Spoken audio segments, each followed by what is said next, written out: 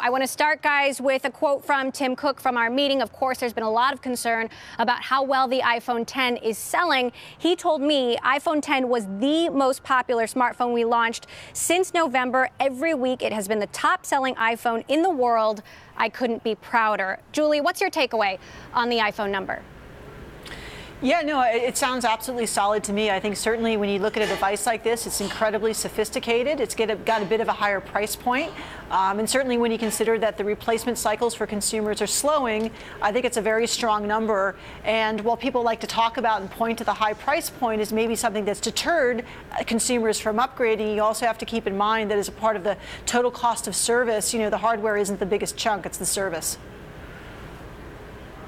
We also talked about the performance of the iPhone 10 in China. There's been concern that the price was too high. And when I asked Cook about that, he told me in China, the top 5 selling smartphones, every one was an iPhone. It's the same situation in the U.S. In Japan, the top 6 out of 7 smartphones are iPhones. So not bad, he said. I feel great about that.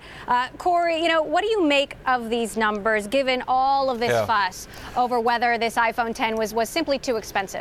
Well, I think the numbers show that it wasn't too expensive. At least, there's a lot of different ways to look at this. Apple made a lot of money selling a really expensive phone.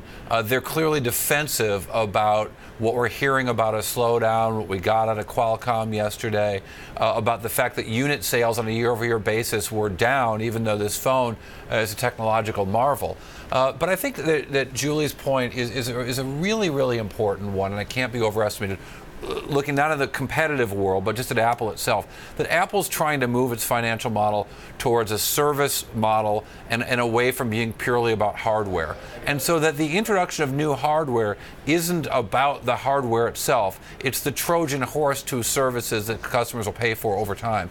And so over time, what we have to evaluate is not just how well the phone sells, how many Trojan horses get out there, but their ability to pull along other revenues over time. And I think as a result, that's just going to take a little bit longer. We didn't know when the iPhone launched that Uber and Instagram would be invented and become the killer apps for this device of a smartphone and of the iPhone. So we might not know in the first 15 weeks or so of the existence of the iPhone 10 what the killer app is, but it might. But Apple's stated goal is that it'll be an Apple app, and that the next Uber and the next Instagram won't be created by somebody else, but it'll be owned by an Apple profit through the services aspect, not just the hardware sales.